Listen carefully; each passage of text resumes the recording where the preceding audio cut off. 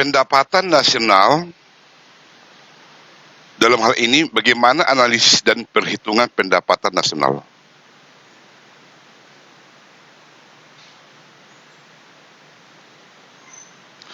Pada pertemuan sebelumnya kita sudah membahas ruang lingkup perekonomian makro, maka saat ini kita membahas pada pertemuan kedua, yaitu pendapatan nasional. Pendapatan nasional adalah merupakan jumlah seluruh pendapatan yang diterima oleh masyarakat dalam suatu negara selama 1 tahun. Inilah pengertian atau narasi pendapatan nasional yang lebih sederhana. Faktor yang mempengaruhi pendapatan nasional ada 3. Yang pertama, investasi atau investment. Yang kedua, demand dan supply, permintaan atau penawaran. Kemudian, konsumsi dan tabungan, saving. Ketiga faktor ini, inilah yang mempengaruhi pendapatan nasional. Anda sebagai pengusaha berencana menginvestasikan, membuka usaha dengan harapan akan memperoleh pendapatan atau keuntungan. Anda melakukan investasi, otomatis karena sudah ada pertimbangan, ada permintaan yang naik. Permintaan yang naik itu sebagai permintaan untuk konsumsi. Demikian juga dengan Anda melakukan investasi, maka penawaran barang akan semakin naik. Maka ketiga faktor ini, inilah yang menentukan pendapatan nasional. Setelah pertemuan ini, wajib Anda dapat menjawab konsep dasar pendapatan nasional, metode perhitungan pendapatan nasional, perbedaan GDP versus GNP, kemudian pertumbuhan pendapatan nasional, indeks harga konsumen, GDP, dan distribusi pendapatan. Apa tujuan dan manfaat mempelajari pendapatan nasional? Yang pertama, mengetahui kemampuan dan pemerataan perekonomian masyarakat dan negara. Artinya, jika ada suatu negara, kita buat contoh sederhana, di negara itu ada 3. Pertama, rumah tangga si anak. Kemudian rumah tangga si ani. Kemudian rumah tangga si ano. Rumah tangga si anak memproduksi barang, kita misalkan jumlah barang yang diproduksi si anak itu sebanyak 3. Dan harga, price, barang tersebut sebanyak 1, harga per unit. Sementara barang yang diproduksi si ani, kita misalkan sebanyak 2 unit dengan harga sebesar Rp3. Barang yang diproduksi si ano, kita misalkan sebanyak 5 dengan harga per unit itu sebesar 2. Maka penerimaan si anak sebesar Rp3, penerimaan si ani Rp6, penerimaan si ano Rp10. Jika di total ini semua menjadi 19. Nah, inilah sebenarnya konsep sederhana pendapatan nasional. Jadi, negara yang hanya 3 rumah tangga, 3 penduduk, si ana, si ani, si ano, memiliki pendapatan Rp19. Inilah contoh yang paling sederhana. Untuk apa manfaat mempelajari pendapatan nasional? Pertama, untuk mengetahui kemampuan pemerataan perekonomian suatu negara. Dari kasus ini kita melihat pendapatan si anak itu masih lebih kecil dibandingkan dengan pendapatan si ano yang 10. Dari data ini, maka pemerintah bisa membuat kebijakan untuk menaikkan pendapatan si anak. Kemudian, manfaat yang kedua, memperoleh taksiran yang baik tentang nilai barang dan jasa dalam 1 tahun. Karena perhitungan pendapatan nasional dihitung dalam 1 tahun, dengan ada pengetahuan tentang pendapatan nasional ini, dapat kita menduga taksiran yang baik tentang nilai barang yang diproduksi si ana, si ani, si ano. Dari angka 3 ini, maka dapat kita menaksir pendapatan si anak ini masih lebih rendah. Kemudian yang ketiga, tujuan mempelajari pendapatan nasional membantu pemerintah dalam perencanaan dan pelaksanaan program pembangunan. Dengan mengetahui bentuk daripada pendapatan ini, maka pemerintah bisa merencanakan bagaimana menaikkan pendapatan si anak ini. Yang keempat, tujuan mempelajari pendapatan nasional ini mengkaji dan mengendalikan faktor-faktor yang mempengaruhi perekonomian negara. Apa faktor-faktor yang mempengaruhi sehingga pendapatan ano ini lebih tinggi daripada ani? Artinya begini, jika pendapatan ketiga warga tadi didominasi oleh misalkan karet, tembakau, kelapa sawit, maka dapat diduga bentuk perekonomian negara itu adalah agraris. Tetapi jika barang atau jasa yang diproduksi ketiga rumah tangga tadi, misalkan mobil, handphone, motor, maka dapat diduga bentuk perekonomian negara tersebut adalah industri. Jika sumber pendapatan dari ketiga rumah tangga tadi dari jasa, maka dapat diduga struktur perekonomian negara tersebut adalah jasa. Manfaat yang lain yaitu mengetahui bagaimana pertumbuhan perekonomian suatu negara. Dengan mengetahui pendapatan ketiga warga negara tadi, maka kita bisa membandingkan dengan pendapatan nasional dari waktu ke waktu, apakah semakin naik atau semakin turun. Kemudian dapat membandingkan perekonomian antara daerah. Jika si ani itu di Medan, si anak itu di Lombok, kemudian yang satu lagi di Jakarta, maka kita bisa membandingkan pendapatan siapa yang lebih tinggi atau yang lebih rendah. Kemudian yang keempat, dapat dijadikan dasar perbandingan dengan perekonomian negara lain. Dari data yang tadi, kita bisa membandingkan pendapatan nasional kita dengan negara Singapura, Malaysia, dan sebagainya. Dan yang terakhir, manfaat mempelajari pendapatan nasional ini dapat membantu kebijakan pemerintah di bidang ekonomi. Contoh seperti yang tadi, pendapatan si anak masih lebih rendah dibandingkan dengan yang lain. Dengan informasi itu, pemerintah bisa membuat kebijakan, apakah kebijakan fiskal atau moneter. Apa kebijakan fiskal dan moneter nanti akan kita bahas. Jadi, secara narasi, pendapatan nasional adalah total produk, barang atau jasa yang dihasilkan oleh masyarakat suatu negara pada periode tertentu. Indikator yang umum digunakan untuk menghitung pendapatan nasional adalah GDP, yaitu Gross Domestic Product, atau dalam bahasa Indonesia disebut dengan istilah PDB, yaitu Produk Domestik Bruto.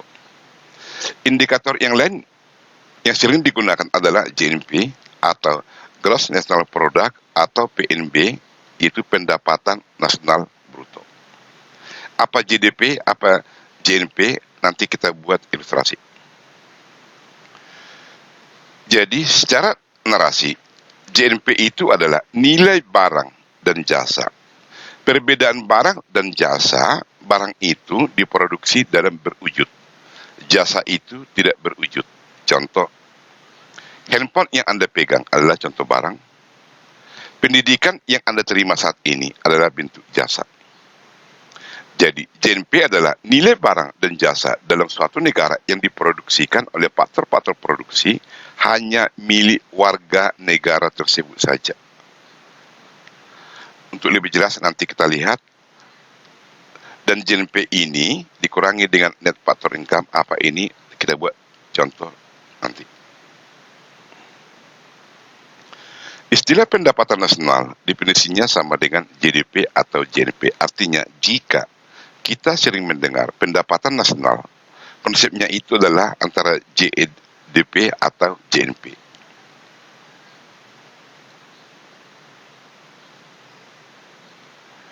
Konsep dasar pendapatan nasional. Pendapatan nasional didefinisikan sebagai nilai barang dan jasa akhir berdasarkan harga pasar atau jumlah barang dan jasa akhir yang dihasilkan oleh suatu negara pada periode tertentu. Jadi pada umumnya pendapatan nasional itu dihitung dalam waktu 1 tahun. Pendapatan nasional merupakan salah satu indikator yang dapat digunakan untuk mengukur laju pembangunan dan perkembangan tingkat kesejahteraan suatu negara dari waktu ke waktu.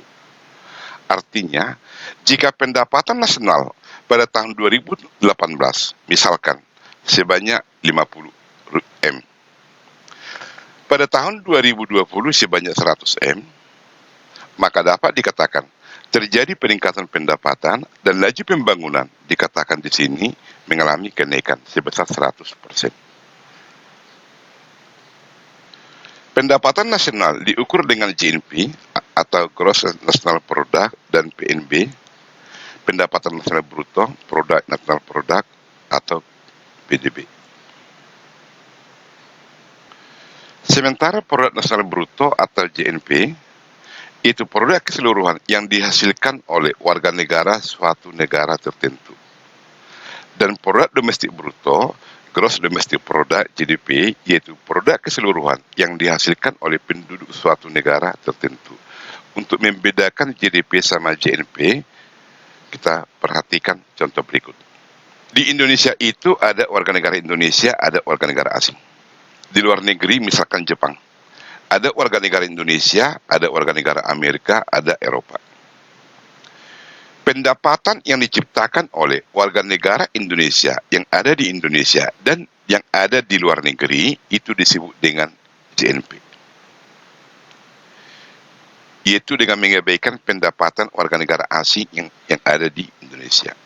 Tetapi pendapatan warga negara Indonesia yang ada di dalam negeri dan pendapatan warga negara asing yang ada di Indonesia itu dijumlahkan disebut dengan GDP.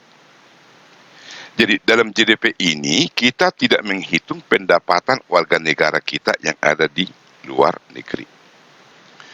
Misalkan warga negara Indonesia di Indonesia memproduksi sebanyak senilai 25 rupiah misalnya, dan warga negara asing memproduksi barang dengan nilai 10 rupiah. Ini di Indonesia. Sementara di luar negeri ada warga negara Indonesia memproduksi atau memperoleh pendapatan sebanyak 26 rupiah, dan warga negara Jepang di negara Jepang tersebut memproduksi senilai 41. Dari data ini, maka nilai GNP Indonesia adalah 25 ditambah 26 menjadi 51, dan nilai GDP 25 ditambah 10.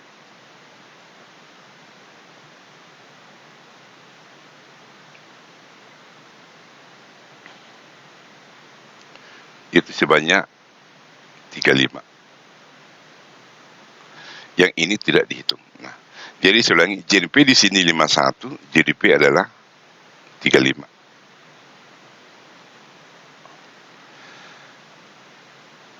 Sebenarnya GNP ini dapat dihitung dari pengeluaran agregat atau pengeluaran menyeluruh yang dilakukan oleh suatu perekonomian, yaitu dengan persamaan GNP sama dengan pengeluaran konsumsi ditambah pengeluaran investasi ditambah pengeluaran pemerintah government expenditure ditambah ekspor dikurang impor.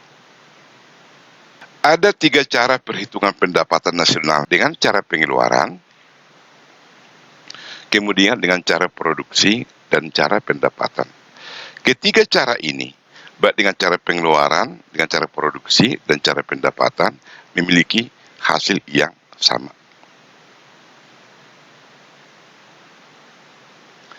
Dengan cara pengeluaran atau expenditure approach, yaitu pendapatan nasional dihitung dengan menjumlahkan pengeluaran atas barang dan jasa yang diproduksi suatu negara, di mana komponen pengeluaran dalam perekonomian, yaitu pengeluaran konsumsi rumah tangga disingkat dengan C, pengeluaran pemerintah atau disebut dengan government expenditure atau pengeluaran pemerintah yang disingkat dengan G, pengeluaran investasi atau pembentukan modal swasta disingkat dengan I, dan ekspor neto, yaitu X ekspor, M impor, X dikurang M. Maka GDP itu sama dengan C ditambah I ditambah G ditambah X dikurang M. Pengeluaran konsumsi rumah tangga, nilai perbelanjaan yang dilakukan oleh rumah tangga untuk membeli berbagai jenis kebutuhannya dalam 1 tahun tertentu. Pendapatan yang diterima oleh rumah tangga digunakan untuk membeli makanan, minuman, pakaian, membayar sewa rumah, dan lain-lain. Pengeluaran pemerintah yang disingkat dengan G, yaitu pengeluaran untuk menyediakan fasilitas pendidikan dan kesehatan, pengeluaran gaji PNS, dan lain-lain. Pengeluaran untuk barang-barang investasi berupa gedung-gedung dan konstruksi lainnya, mesin-mesin dan alat-alat produksi lainnya, kenaikan dalam persediaan barang dalam jangka waktu 1 tahun. Jadi tidak termasuk transfer finansial seperti pembelian saham, obligasi, atau jual beli aset real yang sudah ada atau yang dihasilkan dalam tahun-tahun sebelumnya. Yang kedua, dengan cara produksi atau cara produk neto atau sering disebut dengan net output. Dalam cara produksi ini, nilai barang atau jasa yang diproduksi di suatu negara dalam 1 tahun dengan cara menjumlahkan nilai tambah atau value added tiap proses produksi. Di mana pendapatan itu sama dengan harga bahan baku yang pertama dikali jumlah produksi ditambah dengan harga bahan baku yang kedua ditambah jumlah produksi dan seterusnya. Semua dijumlahkan ini menjadi pendapatan. Inilah dengan cara produksi. Jadi, di sini pendapatan nasional atau GDP, Q1 jumlah barang Q1, P1 harga barang Q1, Q2 ini jumlah barang Q2, P2 harga barang Q2, Qn adalah jumlah barang Qn, Pn ini adalah harga barang Qn. Dalam perhitungan GNP atau GDP, yang dihitung adalah seluruh nilai dari barang dan jasa akhir, final product, sedangkan barang antara atau intermediate good tidak diikut sertakan. Artinya yang dihitung hanyalah nilai barang akhir. Contoh, GNP atau GDP akan memasukkan roti, tetapi tidak memasukkan gandum. Sementara roti itu bahan bakunya gandum. Jadi pada waktu kita menghitung, kita memasukkan nilai akhir roti. Gandum tidak termasuk karena gandum itu bahan baku daripada roti. Kemudian contoh yang kedua, GNP akan memasukkan perhitungan nilai mobil, tetapi tidak memasukkan rangka baja dari mobil itu. Karena nilai baja itu sudah ada dalam nilai mobil. Jika nilai baja dimasukkan, nilai mobil dimasukkan, terjadi perhitungan ganda. Maka dalam pendekatan arus penghasilan, masalah perhitungan ganda ini diselesaikan dengan metode nilai tambah. Jadi dalam perhitungan cara produksi itu digunakan adalah nilai tambah. Nilai tambah atau value added itu merupakan nilai selisih antara nilai penjualan perusahaan dengan nilai pembelian bahan mentah serta jasa dari perusahaan lain. Penghitungan GNP dengan metode nilai tambah. Di sini ada tahap produksi, di sini ada harga jual, kemudian ada nilai tambah. Misalkan tahap produksi pertama, petani gandum. Petani gandum menjual gandum seharga 24. Berarti nilai tambah dari yang tidak ada gandum menjadi ada gandum, itu sebesar 24. Petani gandum tadi menjual gandum tadi ke pabrik tepung dengan harga 24. Dan tepung gandum itu tadi menjual sudah dalam bentuk tepung gandum seharga 33. Maka terjadi nilai tambah di sini 33 dikurang 24 sebesar 9. Jadi pabrik tepung gandum ini menciptakan nilai tambah 9. Petani gandum menciptakan nilai tambah sebesar 24. Pabrik tepung gandum tadi menjual tepung gandum ke penjual roti atau ke pembuat roti. Maka tukang roti itu menciptakan nilai tambah sebesar 30, 90 dikurang 60.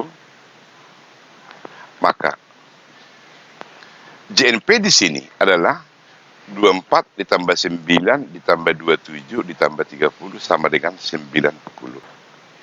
Contoh kedua, tahap produksi di sini, harga jual di sini nilai tambah.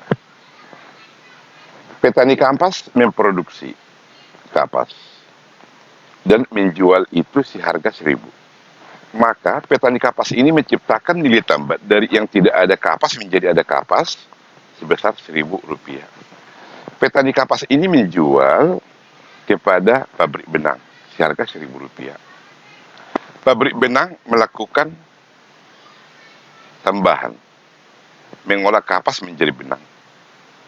Sehingga pabrik benang itu menjual harga benang Rp3.000. Maka pabrik benang menciptakan nilai tambah sebesar Rp2.000.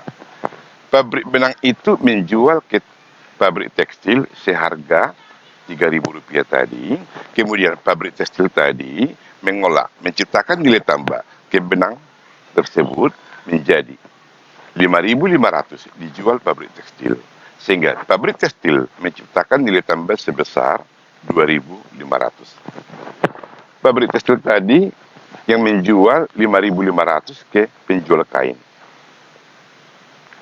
Kemudian penjual kain itu menjual sama Anda sebesar 8.500. Maka penjual kain itu menciptakan nilai tambah sebesar Rp3.000. Maka JNP di sini adalah Rp1.000 tambah 2.000 tambah 2.500 tambah 3.000 sama dengan 8.500. Nah, contoh perhitungan nilai tambah. Dari perkebunan kapas, input atau output kapas mentah, nilai penjualan dalam bentuk jutaan 50. Maka diciptakan nilai tambah sebesar 50. Kepemintatan benang, outputnya menjadi benang tenun, nilai penjualan 75. Maka nilai tambah dapat 25. Kemudian pada tahap produksi untuk tenun, input atau output itu dalam bentuk tekstil, nilai penjualan 95. Maka nilai tambah 20. Dari pabrik tenun ke tukang jahit konveksi, inputnya itu adalah kemeja, harga 120. Nilai tambah 25. Dari jahit konveksi yang bentuk output kemeja itu dijual kepada departemen store atau pedagang eceran, harga 170, nilai tambah 50. Maka nilai akhir dari produk kemeja itu adalah 170. Jika dibuat dalam bentuk tabel, dapat seperti ini.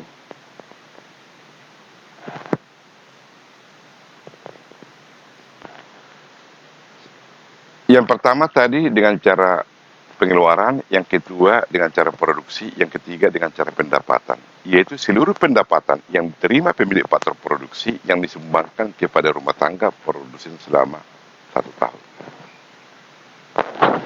Faktor produksi itu ada 3, tenaga kerja, pendapatan yang diperoleh tenaga kerja disebut dengan upah, faktor produksi modal, pendapatan yang ditimbulkan modal disebut dengan bunga, faktor produksi tanah, pendapatan yang ditimbulkan oleh faktor produksi ini adalah sewa, faktor produksi sebagai keahlian, pendapatan yang ditimbulkan disebut dengan laba. Jadi, inilah 4 faktor produksi dalam ekonomi makro, yaitu tenaga kerja, modal, tanah, keahlian. Masing-masing faktor produksi ini akan menciptakan pendapatan, upah, bunga, sewa, laba. Jika ini dijumlahkan semua, inilah yang disebut dengan JNP, yaitu penjumlahan daripada upah atau WEX, bunga, sewa, laba. Perbedaan pendapatan potensial dan pendapatan nasional sebenarnya. Garis lurus ini menunjukkan pendapatan nasional potensial. Inilah yang potensial. Misalkan bayangkan satu ruangan kuliah yang tersedia bangku ada 30. Itu menunjukkan kapasitas ruangan kuliah itu untuk 30 mahasiswa. Tetapi ternyata ruangan itu hanya diisi oleh 20 mahasiswa. Berarti ada yang menganggur sebanyak 10. Maka yang 20 itu disebut yang sebenarnya, yang 30 itu disebut dengan yang potensial. Demikian juga dalam pendapatan nasional. Ada pendapatan nasional potensial, ada pendapatan nasional yang aktual atau yang sebenarnya. Pendapatan nasional potensial ini terjadi jika seluruh faktor produksi itu sudah diberdayakan. Sementara pendapatan nasional sebenarnya inilah yang nyata.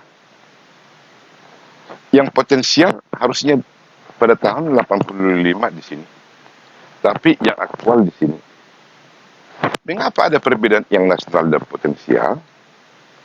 Ada faktor produksi yang menganggur.